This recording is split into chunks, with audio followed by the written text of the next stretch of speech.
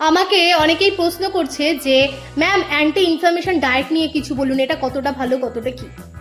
দেখো, আমাদের ডায়েট ইন্ডাস্ট্রিতে প্রতি 5-6 বছর অন্তর অন্তরই একটা নতুন কিছু না কিছু ডায়েট আসছে।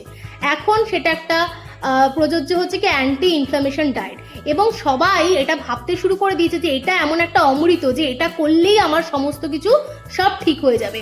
বিভিন্ন সোশ্যাল মিডিয়ার প্রচুর ইনফ্লুয়েন্সার বলো বা যারা ম্যাল প্র্যাকটিস করছে, তারা অটোমেটিক্যালি মানুষকে এত ভিডিও পোস্ট করে করে কনভিন্স করে নিয়েছে যে লোক বুঝতে শুরু করে দিয়েছে যে আমাদের বডিতে ইনফ্লামেশন আছে, তার জন্য অ্যান্টি ইনফ্লামেশন ডায়েট দরকার।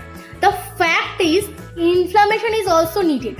ইনফ্লামেশন কি করছে, দেহের মধ্যে দেহকে হিল করতে সাহায্য করছে এবং বডি রিপেয়ার করতেও দরকার পড়ে, এবং সেই ইনফ্লামেশনটা আস্তে আস্তে রিমুভও হয়ে যায় দেহের দ্বারা। ইনফ্লামেশনটা টিস্যু রিপেয়ার করতে যেমন সাহায্য করছে, এটা দরকারিও, আবার এটা সার্টেন টাইমের পরে সেটা কিন্তু সেটেল ডাউন করে ফেলে নিজের বডি নিজেই।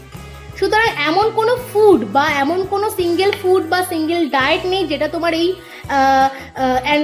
ইনফ্লামেশন বা অ্যান্টি ইনফ্লামেশন ডায়েট হিসেবে প্রচলিত। এগুলো একটা মার্কেটিং, একটা কি বলবো, মার্কেট পাওয়ার জন্য কিছু জিনিসটা করা হয়ে থাকে। সো বুঝতে হবে এই যে ইনফ্লামেশন যেটা সময়ের মাধ্যমে তোমার দেহে আসবে এবং সময়ের মাধ্যমেই এটা সেটেল ডাউন হয়ে যাবে, সেটা ওই একটা কিছু দিয়ে হবে না। এটা একটা যেটা বলে থাকি সেটা হচ্ছে এমন কিছু এক্সারসাইজ করতে হবে যে এক্সারসাইজগুলো আমাদের এই ইনফ্লামেশনকে রিডিউস করতে সাহায্য করবে। এমন কিছু করুন যেটা আপনাকে ভালো রাখতে চেষ্টা করবে।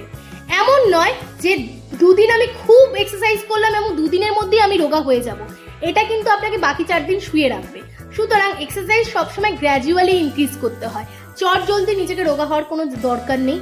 নাম্বার 2, সেটা হচ্ছে ঘরোয়া খাবার দাবার খেতে হবে, কিন্তু মনোযোগ সহকারে খেতে হবে। মানে কি, খেতে খেতে হোয়াটসঅ্যাপ দেখা, ভিডিও দেখা, চ্যাট করা, মোবাইল দেখা, সেটা করলে চলবে না। 3 নাম্বার যেটা আমি সব থেকে ইম্পর্টেন্ট বলে থাকি সেটা হচ্ছে proper quality time of sleeping. মানে লেট নাইট পার্টি করছি, 40 বছর 50 বছর 60 বছর আমাদের হয়ে গেছে, কিন্তু লেট নাইট পার্টি করছি, ঘুমের কোনো ঠিক নেই। সেটা মানা যায় কখন, যখন 18 থেকে 22 বছরের একটা এজ থাকে, সেই সময়টা মানা যায়। কিন্তু বয়সের সাথে সাথে আমাদের স্ট্রেসকে কমাতে হবে, লাইফে পিস আনতে হবে এবং কোয়ালিটি অফ স্লিপিংটাকে ইমপ্রুভ করতে হবে। এটা খুব খুব দরকারি। Last but not the least, এই যে বিভিন্ন বন্ধু বান্ধবের থেকে টিপস নিয়ে ডায়েট করা বা টিপস নিয়ে জিনিসটা করা, এটা ছাড়তে হবে। বা যে কোনো দুম করে মার্কেটে কোনো কিছু আসলেই সেটাকে নিয়েই শুরু করে দেওয়া, এটা থেকে বিরত থাকতে হবে। So go to a qualified dietitian and be fit. Take care.